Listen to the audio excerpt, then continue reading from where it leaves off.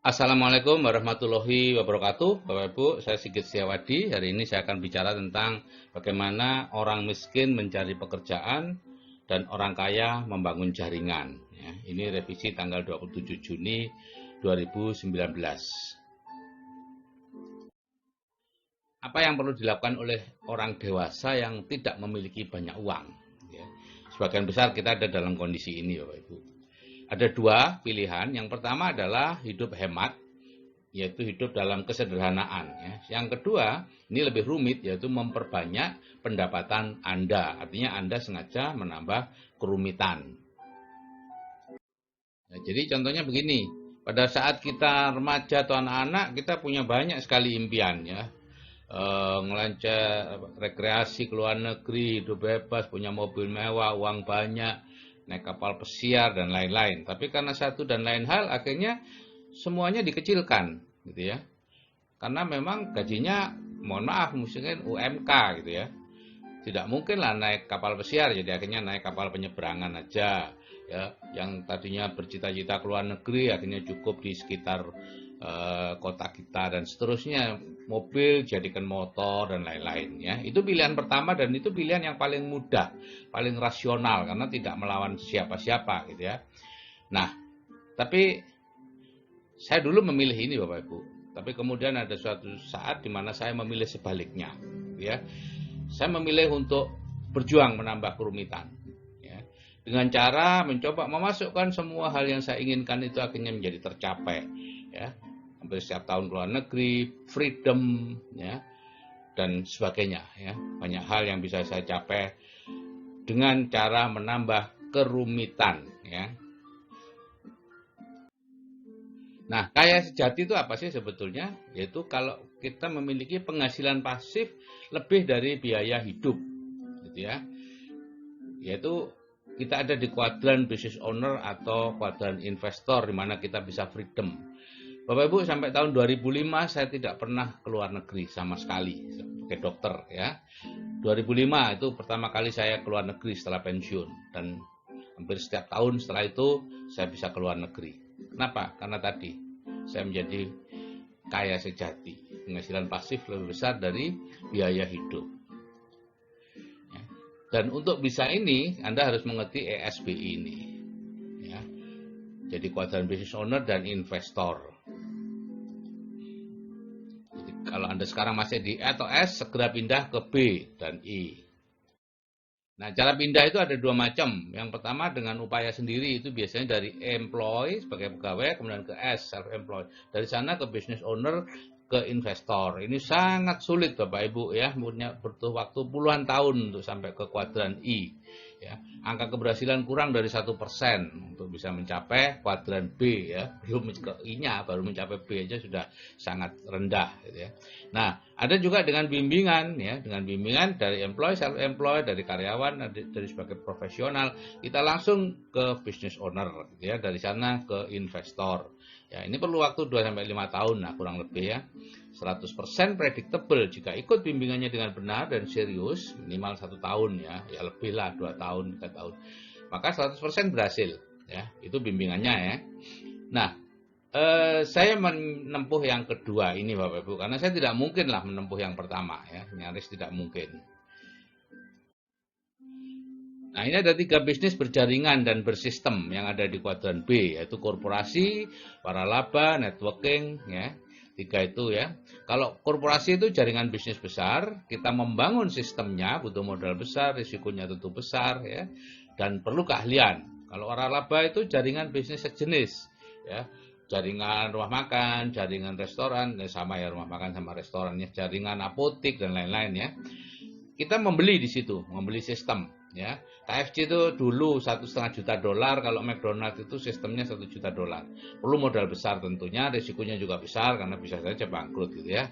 Dan cuman tidak perlu keahlian karena sudah ada sistem di situ. Nah, Robert Kiyosaki mengatakan, bagi mereka yang tidak bermodal, tidak berani mengambil risiko, sangat sibuk dan tidak memiliki keahlian, satu-satunya cara menjalankan bisnis networking ya. Itu saya banget itu Bapak Ibu ya. Itu saya dulu ya, jaringan konsumen perorangan itu, dan kita di situ memakai sistemnya, bukan membeli, bukan membangun, tapi memakai. Modalnya sangat kecil, nyaris tanpa modal, risikonya juga kecil, tempatnya fleksibel, waktunya fleksibel, saya bisa mengerjakan dimanapun, kapanpun ya, keahlian, ada sistem. Nah, kita lihat satu persatu, korporasi konglomerasi itu apa?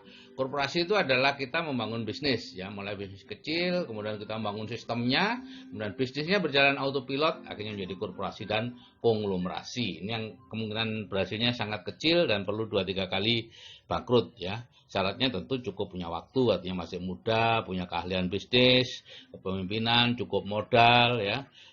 Penghasilannya ya puluhan juta sampai miliaran per bulan tergantung keahliannya. Ya, bisa butuh waktu puluhan tahun. Nah, yang kedua adalah waralaba atau franchise, itu bisnis sejenis ya. Kalau kita punya uang ini, misalnya Anda dapat warisan dari budenya tetangga Anda, misalnya ya, Anda bisa dapat membeli waralaba, KFC, McDonald, minimarket, waralaba gerobak, tergantung uang yang Anda miliki. Ya. Syaratnya ya tentu punya uang ya. KFC itu tadi minimarket ya 1-2 miliar lah, gerobak dorong ya beberapa juta rupiah. Nah, penghasilannya beberapa juta sampai puluhan juta per bulan tergantung jenisnya. Waktunya ya tergantung masa tunggu, seperti McDonald itu 5 tahun untuk bisa menunggu dapat persetujuan. Nah, kalau networking atau personal franchise itu kita diajak bergabung. Jadi Anda tidak bisa, jarang saya mau ikut dong. Enggak, Anda harus diajak bergabung oleh seseorang, kemudian menjalankan sistem. Yang namanya sistem itu harus semuanya Bapak Ibu ya, apapun yang ada. Mobil itu sistem. Kalau yang pakai pengapian, businya Anda ambil, hilang, sudah mobil itu sudah tidak bisa jalan, gitu ya. Atau remnya tidak ada, mobil itu tidak bisa jalan. Jadi sistem itu adalah satu kesatuan. Syaratnya teachable, mengikuti sistem dan mentor. Nah, kelemahannya di sini banyak orang yang menjalankan tapi tidak mengikuti sistemnya, gitu ya. Modalnya kecil, risikonya kecil, tidak perlu keahlian dan part time ya. Penghasilannya beberapa juta sampai miliaran per bulan tergantung Anda mengikuti sistemnya. Syaratnya 3 nih, part time, serius dan mengikuti sistem. Waktunya 2-5 tahun, bisa 90 sampai 100 juta per bulan. Statistiknya seperti ini, kalau bisnis konvensional itu hanya 1%, ya. Jadi 5 tahun tinggal 10 bisnis, 10 tahun tinggal 1 bisnis. Kalau bisnis networking itu Anda dilatih, 100% bisa diprediksi. Jadi Anda menjalankan sistemnya dan tidak berhenti, ya berhasil. Kalau Anda tidak menjalankan sistemnya atau Anda berhenti di tengah jalan, ya gagal. Itu aja sudah. Nah, ini ada beda antara networking, MLM, dan money game. Ini di Indonesia banyak yang masih belum mengerti ya, dianggapnya semuanya itu sama. MLM gitu ya, banyak seperti itu ya. Padahal ini berbeda Bapak Ibu ya, 3 hal itu berbeda. Networking itu adalah jaringan pemakai, MLM itu jaringan penjual, money game itu jaringan tipu-tipu. Ya, prinsipnya kalau di networking dan MLM itu siapa yang bekerja dia yang banyak mendapatkan uangnya. Kalau di money game siapa yang masuk duluan dia yang mendapatkan banyak uangnya. Produknya di networking itu banyak, MLM tidak banyak. Kalau networking nggak ada produk. Kalau ada itu hanya pura-pura aja, di markup aja. Koin harga segini dijual segini, kalung, gelang harganya cuma berapa yuan, di sini dijual jutaan, gitu ya. Nah, biaya masuknya kecil, MLM kecil, money game tinggi karena memang uang itu yang digunakan untuk membayar orang-orang yang di atas Anda. Kalau di networking atau MLM, orang di atas Anda tidak mendapatkan apapun dari masuknya Anda, gitu ya. Baru kalau Anda membeli produk baru dapat. Jadi asal bonus seperti ini dari penjualan produk kalau di MLM dan networking. Tapi kalau di money game anggota baru asalnya, ya, karena itu pembayarannya tinggi, gitu ya. Reinvestasi tentu ada di money game, kalau enggak dari mana uangnya masuk, gitu ya. Jadi setiap anggota akan diminta untuk melakukan reinvestasi, ya, bayar lagi dan lain-lain. Tutup poinnya itu di networking tidak ada, di MLM ada, di money game ya nggak ada produk di situ kan. Stockcase itu di networking tidak ada stockcase, semua perusahaan yang melakukan. Kalau di MLM itu ada stockcase, gitu ya. Nah, penghasilan pasif kalau di networking, di MLM itu ya dikatakan pasif ya bagaimana, wong namanya ada tutup poin dan lain-lain. Kalau di money game sudah jelas penghasilan aktif ya, karena perlu orang masuk baru terus. Nah, sekarang mengapa sih kita tidak menyukai networking atau MLM gitu ya? Padahal kita tidak mengerjakan, tidak pernah mengerjakan, cuman dengar-dengar aja. Tapi karena memang ini Bapak Ibu, bawah sadar kita sudah didesain untuk tidak menyukai sesuatu yang bisa memberi penghasilan besar. Yang betul-betul memberi penghasilan besar, gitu ya.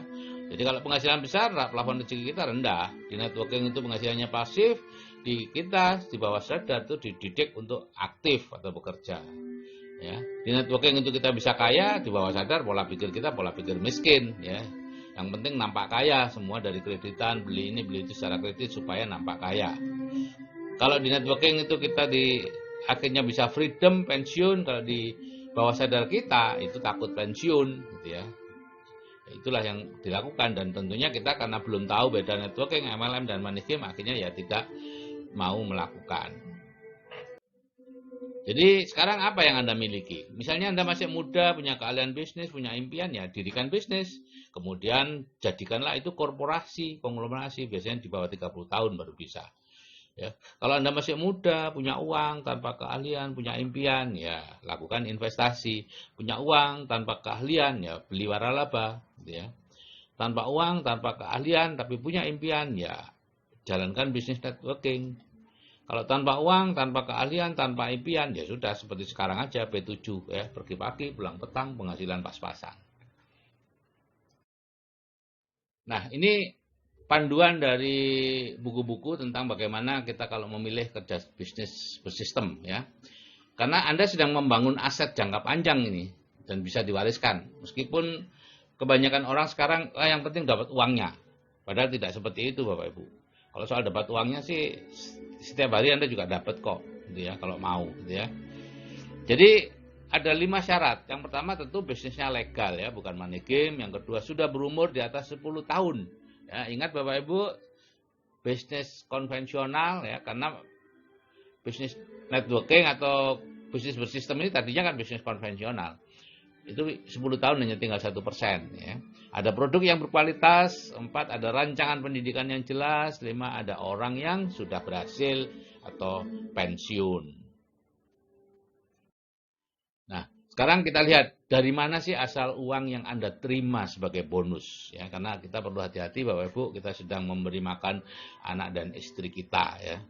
Jadi ini misalnya jaringan atau Anda itu dapatkan uangnya dari investasi yang Anda investasikan, ya tidak masalah, itu sah ya, tinggal Anda terjebak pada investasi yang benar atau investasi yang bodong.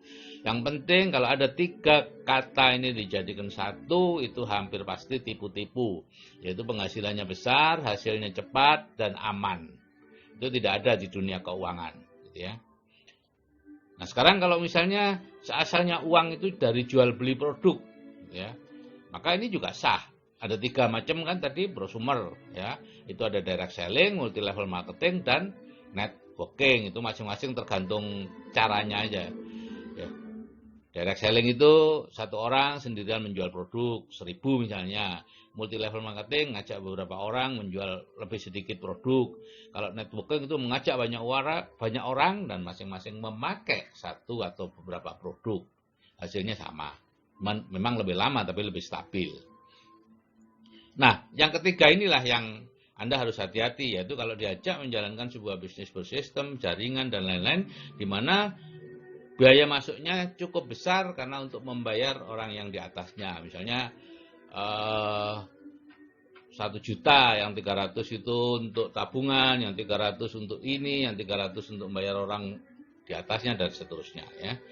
Ini yang disebut multi level recruiting. Jadi kita dibayar karena merekrut orang ya. Dan dalam mannya disebut money game, ini termasuk dalam kelompok money game ya.